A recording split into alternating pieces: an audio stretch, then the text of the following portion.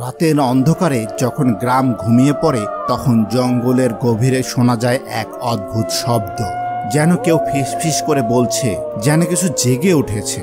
তালহার গ্রামে একটা গুজব ছড়িয়েছে, একটা গাছ যা কেবল ছায়ার মতো বেড়ে ওঠে না, বরং জীবন্ত প্রাণীকে গিলে ফেলে।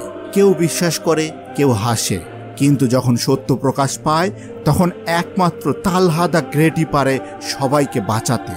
এটা তার গল্প, মানুষ খেকো গাছ ও তালহা দ্য গ্রেট। তালহাদের স্কুলের মাঠে একটা উৎসবের আমেজ। বৃক্ষরোপণ কর্মসূচির জন্য সবাই উৎসাহী, কিন্তু আকাশে মেঘ জমেছে আর দূরের জঙ্গল থেকে একটা অদ্ভুত বাতাস বইছে। ক্লাস টিচার মিস্টার সাব্বির ছাত্রদের সামনে দাঁড়িয়ে কথা বলছেন। বাচ্চারা, আজ একটা বিশেষ দিন। আমরা আমাদের স্কুলে বৃক্ষরোপণ কর্মসূচি শুরু করেছি। গাছ আমাদের বন্ধু, তারা আমাদের অক্সিজেন দেয়, ছায়া দেয়। তোমরা প্রত্যেকে 2টো করে চারা লাগাবে।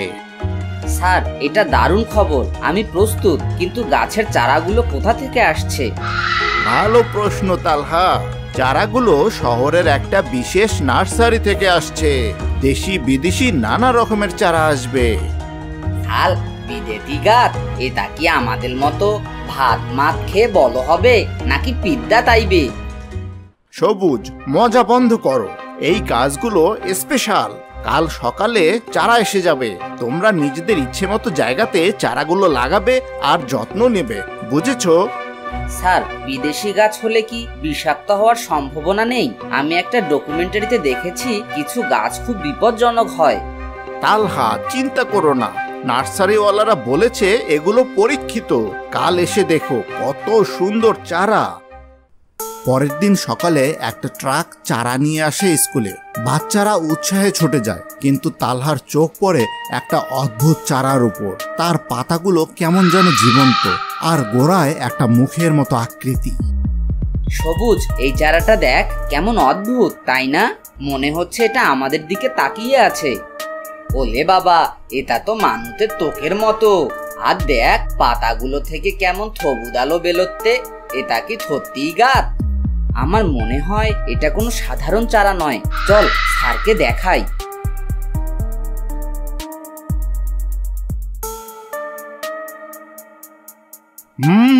এটি সত্যিই আলাদা।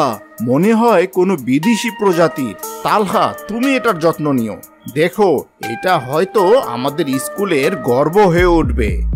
স্যার, আমার কেমন যেন খটকা লাগছে। এটা বিষাক্ত হলে বা মানুষ খেকো গাছ হলে? তালহা, তুই কি হলল মুভি দেখে এতেছিস? তালহা, এসব কল্পনা বন্ধ করো। মানুষ খেকো গাছ হয় শুধু অ্যামাজন জঙ্গলে। এটা লাগাও আর ভালো করে এটার যত্ন নাও।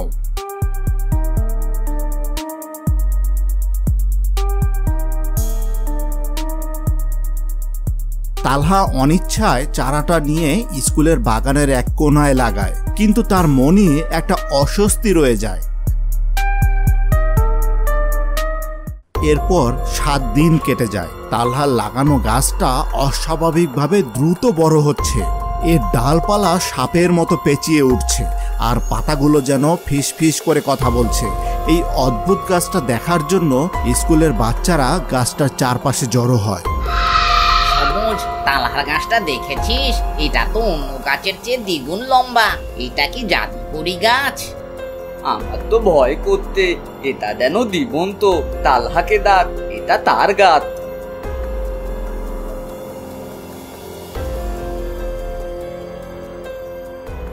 এটা স্বাভাবিক নয়। কোনো গাছ এত তাড়াতাড়ি বড় হয় না।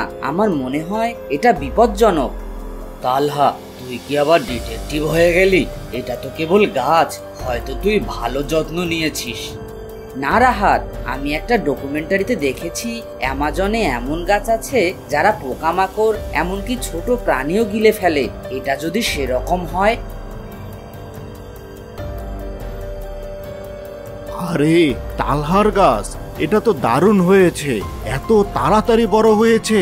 তালহা, তুমি তো এবার মনে হয় একটা পুরস্কার পেয়ে যাবে। স্যার, আমার ভালো লাগছে না। এটা মানুষ খেকো গাছ হতে পারে। আমাদের এটা নিয়ে সতর্ক হওয়া উচিত। তালহা, তুমি বড্ড বেশি ডকুমেন্টারি দেখো। এটা কেবল একটা গাছ। চিন্তা করো না। ক্লাসে চলো, ক্লাস শুরু হয়ে যাবে। তালহা মুখ গোমরা করে ক্লাসে যায়, কিন্তু তার মনে একটা অশুভ আশঙ্কা। এরপর আরো 7 দিন কেটে যায়। গাছটা এখন প্রায় 10 ফুট লম্বা। তার ডালপালা স্কুলের বাগানের বেড়া ছাড়িয়ে গেছে। এক বিকেলে রাহাত আর অনিক গাছের কাছে ফুটবল খেলছিল। হঠাৎ রাহাতের একটা জোরালো কিকে বলটা গাছের গোড়ায় গিয়ে আঘাত করে। ও না, বলটা গাছের কাছে গেল। চিন্তা করিস না, আমি নিয়ে আসছি। অনেক গাছের কাছে যায়, কিন্তু তখনই জোরালো বাতাস ওঠে। গাছটি ভয়ঙ্কর হয়ে ওঠে এবং তাদেরকে গিলে ফেলতে চায়। রাহাত বাঁচাও, এটা আমাকে ধরেছে। রাহাত ছুটে যায় অনেককে বাঁচাতে, কিন্তু গাছ তাকেও খেয়ে ফেলে। এরপর দুজনে চিৎকার করতে করতে গাছের মুখের ভিতরে তারা অদৃশ্য হয়ে যায়। গাছটা আবার শান্ত হয়ে যায়, যেন কিছুই হয়নি। পরের দিন সকালে স্কুলে তোলপাড়। রাহাত আর অনেক নিখোঁজ। ক্লাস টিচার সাব্বির ক্লাসে উদ্বিগ্ন। বাচ্চারা, তোমাদের বন্ধু রাহাত আর অনিককে কোথাও পাওয়া যাচ্ছে না। পুলিশ অনেক খোঁজাখুঁজি করেছে, কিন্তু কোথাও কোনো ক্লু খুঁজে পাচ্ছে না। তোমরা কেউ কি কিছু জানো? খাল আমলা থুনেতি, আমলাও খুদেতি, কিন্তু পাইনি। তালহা, তুমি তো আগেও অনেক রহস্য সমাধান করেছো, তোমার কি মনে হয়? স্যার, আমি ঠিক জানি না, কিন্তু আমি চেষ্টা করব ওদের খুঁজে বের করতে। তালহার মনে একটা সন্দেহ। সে সবুজকে নিয়ে বিকালে স্কুলের বাগানে যায়।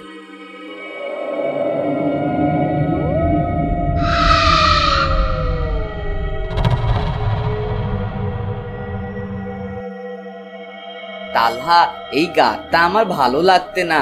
দেখ, এটা যেন আমাদের দিকে তাকাতে। সবুজ দেখ, ওই তো রাহাতের ফুটবল। এটা গাছের পাশে পড়ে আছে। ওরা শেষবার এখানেই ছিল। তুই কি বলতি এই গাছটা ওদের গিলে ফেলেতে? আমি নিশ্চিত এটা মানুষ খেকো গাছ। আমি স্যারকে বলেছিলাম, কিন্তু কেউ আমার কথা শোনেনি। এখন আমাদের প্রমাণ করতে হবে। কিন্তু কিভাবে? কেউ তো আমাদের বিত্তাত করবে না। আমার চাচা মিস্টার আরমান উদ্ভিদ বিজ্ঞানী, তিনি জানবেন এর সমাধান। চল তার কাছে যাই। সেই রাতেই স্কুলের নীরব বিজ্ঞানাগারে বসে জরুরি সভা। তালহা, সবুজ আর অপরাধ বোধে জর্জরিত মিস্টার সাব্বির। আর অনলাইনে স্ক্রিনে ছিলেন তালহাদের শেষ ভরসা উদ্ভিদ বিজ্ঞানী মিস্টার আরমান। আমি আমার সব ডাটাবেজ, সব পুরনো বই খুঁজে দেখেছি। এই অঞ্চলে এমন গাছের কথা কোথাও স্পষ্ট করে লেখা নেই। তবে অ্যামাজনের কিছু উপকথায় বৃক্ষাসুর বা আত্মখেকো লতার কথা আছে, যা শিকারের মনের গভীরতম আকাঙ্ক্ষা বা ভয়ের শব্দ নকল করতে পারে। আর সেই শিকার সেই শব্দ শুনে তার কাছে চলে যায়। কিন্তু এটার কোনো বৈজ্ঞানিক ব্যাখ্যা কোথাও দেয়া নেই। চাচা, কিন্তু আমি নিজেও শুনেছি ও আমার নাম ধরে ডেকেছে।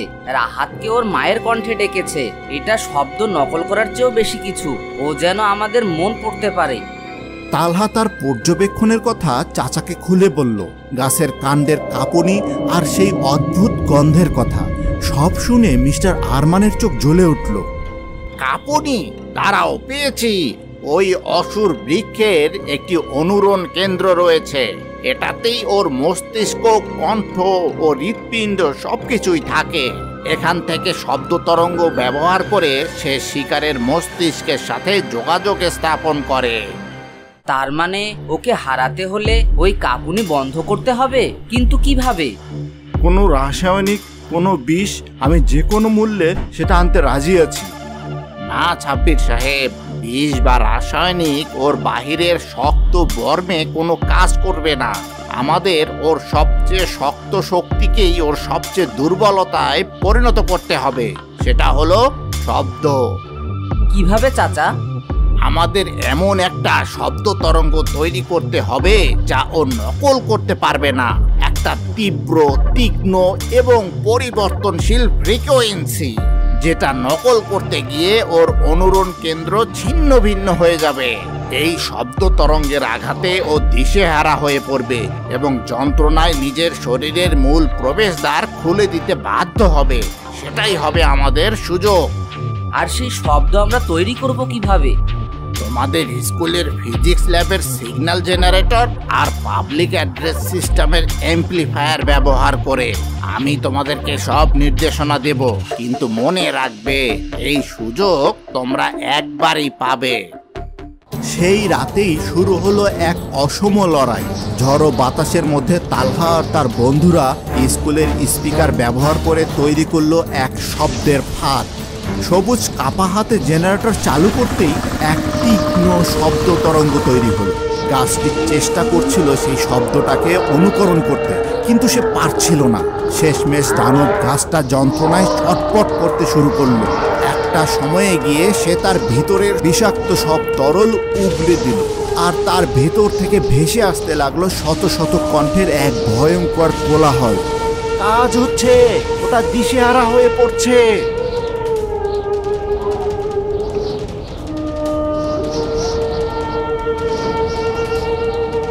অবশেষে ক্লান্ত হয়ে গাছটির বিকট কোলাহল থেমে গেল।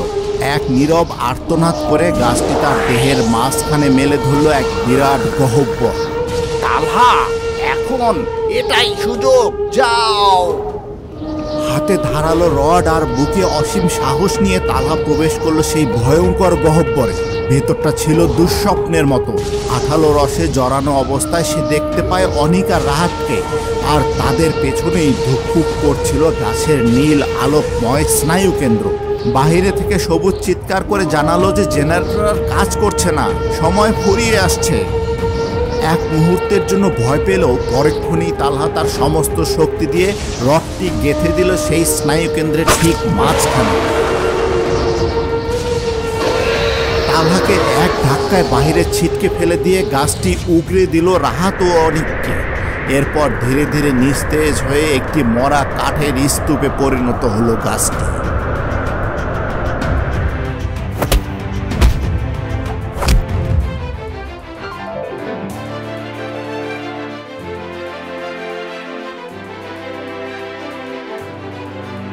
তালহা।